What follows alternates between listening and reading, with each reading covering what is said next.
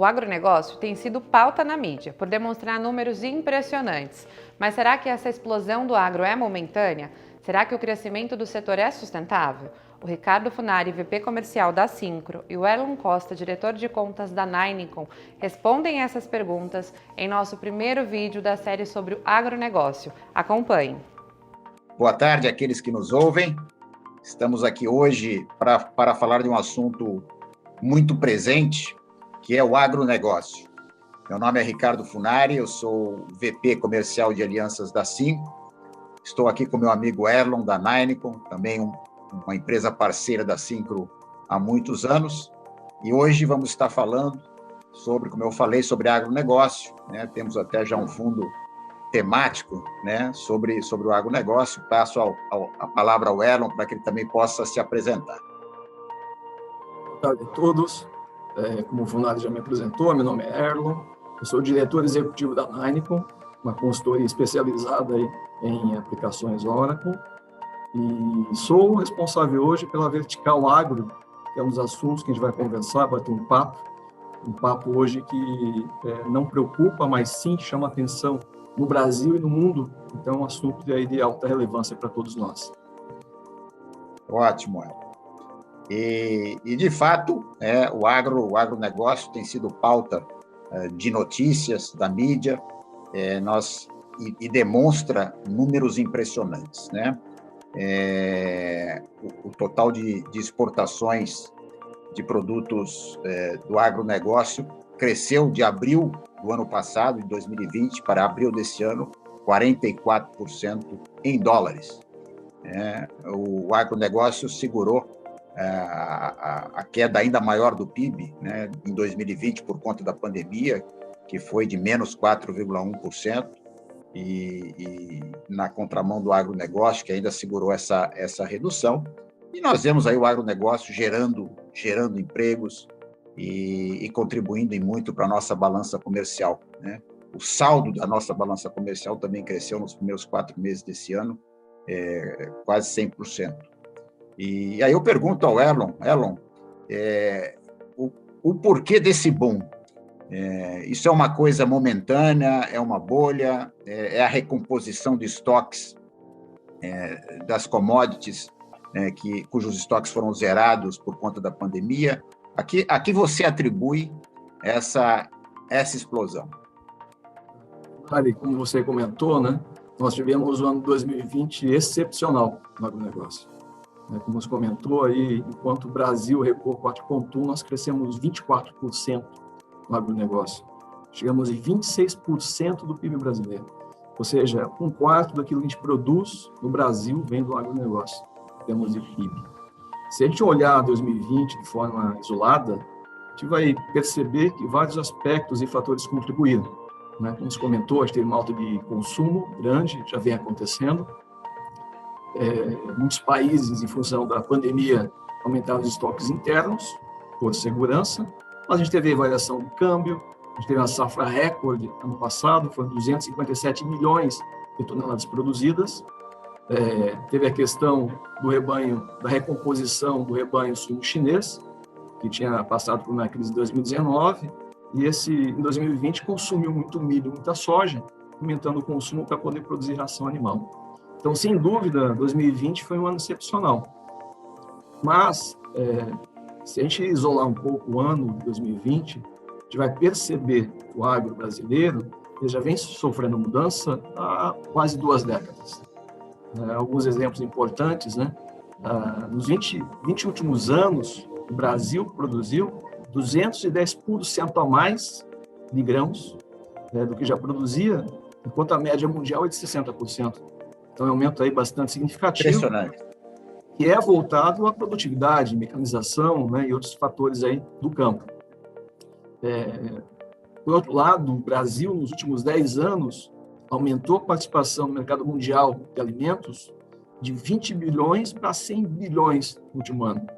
Ou seja, né, a gente aumentou em 5 vezes nossa participação no mercado mundial de alimentos.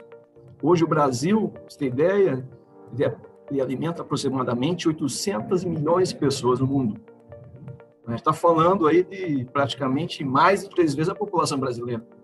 Então, são números bem consideráveis, né, do nosso agronegócio. Em relação a grãos, especificamente, a gente conseguiu, em 2020, alcançar a posição do segundo maior exportador de grãos do mundo, com 120 milhões de toneladas, atrás só dos Estados Unidos, que exportaram 130 e poucas milhões de toneladas. Enfim, né, a gente tem um agronegócio no Brasil, que eu diria sólido, mas que vem conquistando esse espaço já há mais de 2 décadas, né? E tem projeções muito otimistas. Segundo a projeção do mercado, a gente deve chegar até 2050, a gente deve superar os 500 milhões de toneladas produzidas. A gente está falando mais do que dobrar hoje a capacidade produtiva no mercado brasileiro. E aí, né, Funari, olhando isso, né, da onde vem isso, né? O Brasil tem aí um conjunto natural muito favorável. Clima positivo, a gente tem uma extensão de área cultivada gigante, né?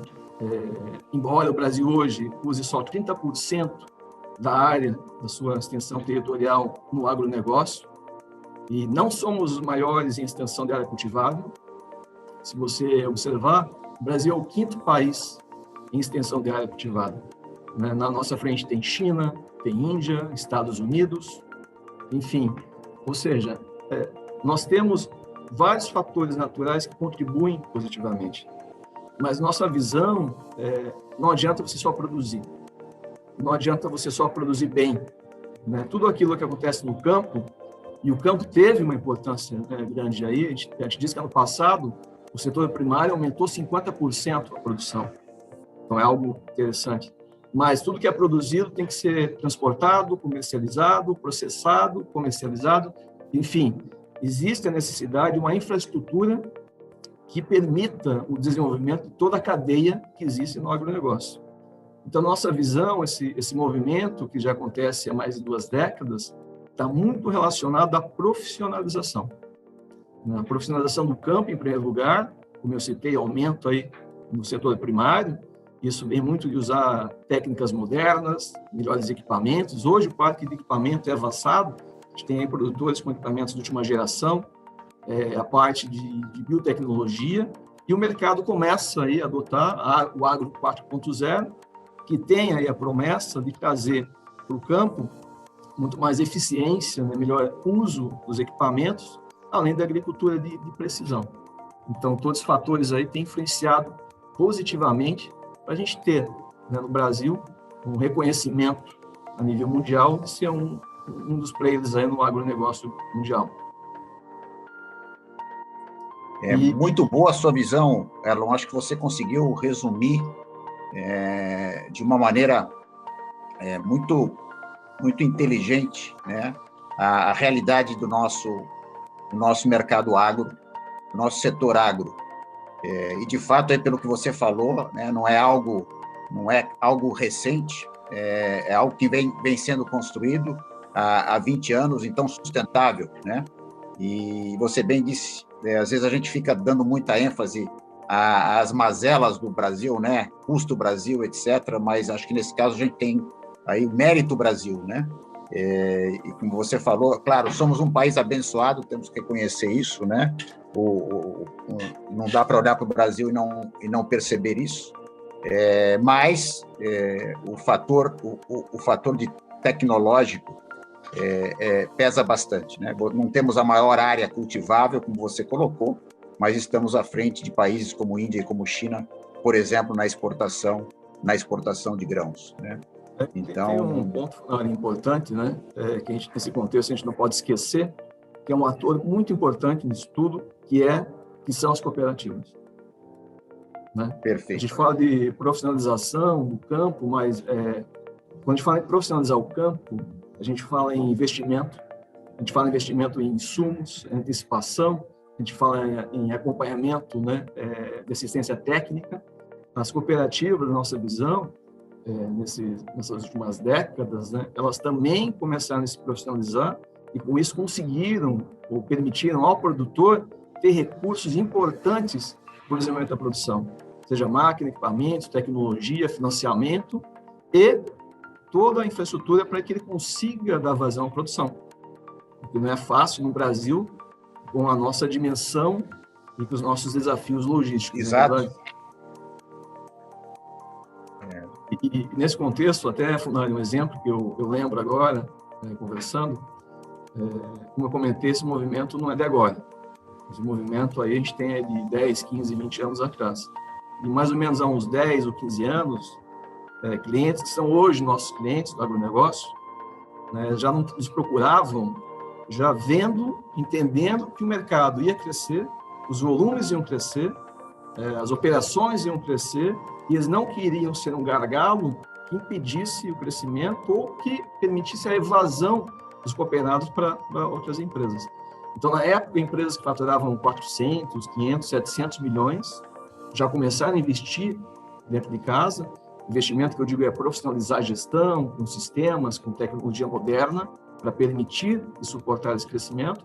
E empresas que faturavam, na época, 400, 500, 700 milhões, e continuam nossos clientes, que hoje faturam 3, 4 bilhões de reais, né, e surfam, navegam muito bem no momento que a gente está acontecendo aí de crescimento e que não deve parar. Como a gente comentou, a gente tem uma perspectiva, né, não isolada em 2020, mas a gente tem uma perspectiva muito positiva pela frente. O que eu quero dizer com isso assim como nós temos empresas que investiram, que navegam muito bem nesse processo, a gente tem muitas empresas ainda que precisam, naturalmente, estar se profissionalizando para conseguirem aproveitar esse momento. Eu ouvi essa semana, né? Li, não me recordo direito, né? Que tem mais tecnologia embarcada numa saca de soja, né? Do que em 10 quilos de aço carbono, né? Então, impressionante. E você colocou uma coisa interessante, né? Para a gente atingir esses números, não adianta plantar bem e colher bem, né? Você precisa transportar, tá certo? Com eficiência. Imagina um país como o nosso, continental, você garantir o transporte, né? Basicamente do centro-oeste para os nossos portos, né? De certa forma, a nossa logística, né? Também está respondendo a essa produção, né? E permitindo esses números recordes que nós comentamos aqui. Agora que já sabemos quais são os fatores decisivos para o bom momento do agronegócio brasileiro, convido você para assistir o próximo vídeo da nossa série, que abordará a importância das cooperativas. Fique de olho nas nossas redes sociais. Até breve!